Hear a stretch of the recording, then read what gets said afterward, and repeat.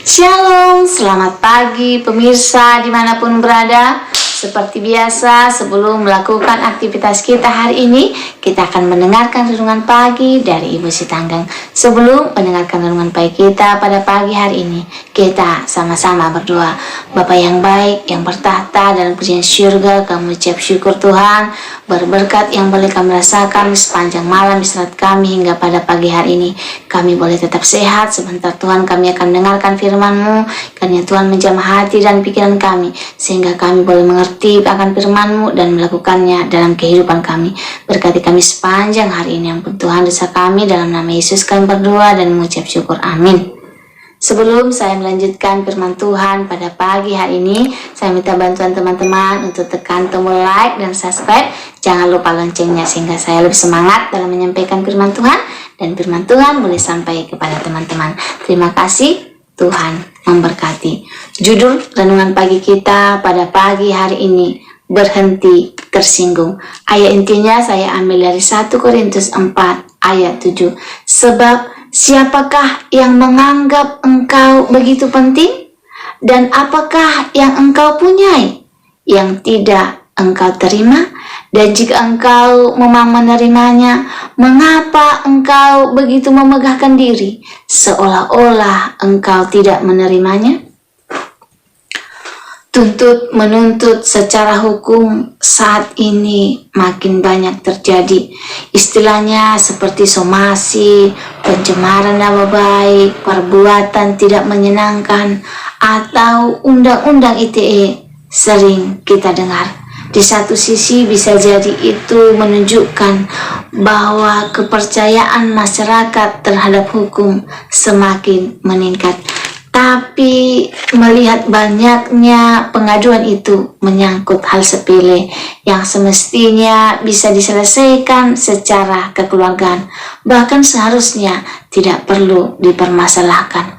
Mungkin inilah karakter manusia zaman sekarang, manusia yang egois, sombong, pemikna, tak suka mengasihi, enggan berdamai, tak berpikir panjang, sok tahu, dan lebih mengikuti hawa nafsu dan lain-lain. Kita boleh baca 2 Timotius 3 ayat 1 sampai 4. Mungkin kita tak pernah sampai menuntut orang secara hukum, namun berapa sering kita marah atau tersinggung, atau sakit hati karena sikap ataupun ucapan orang lain. Jika direnungkan, sebenarnya tidak begitu perlu dipermasalahkan. Seberapa sering kita berkonflik atau tidak mau bertegur sapa dengan orang lain karena ada kejadian di mana kita merasa direndahkan, padahal bisa saja dia tidak bermaksud demikian dan hanya terjadi kesalahpahaman.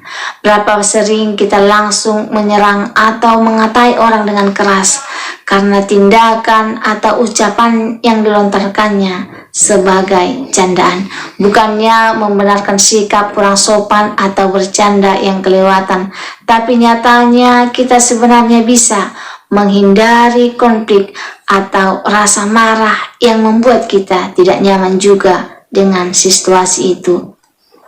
Paulus menegur jemaat di Korintus yang merasa dirinya penting. Paulus sampai harus menunjukkan betapa dia dan para rasul rela menderita dan merendahkan diri dalam pelayanan. Bukan sekedar merendah dalam ucapan, tetapi dalam hal respon saat disakiti, saat dimaki, memberkati, dianiaya tetap sabar, difitnah dibalas keramahan, dan lain-lain. Jika Paulus bahkan Yesus mau merendahkan diri, mengapa kita justru begitu mudah tersinggung? Jika firman Tuhan berkata bahwa kasih itu sabar, tidak pemarah, tidak menyimpan kesalahan orang lain. 1 Korintus 13 ayat 4 sampai 8. Kenapa kita tidak mau mengasihi?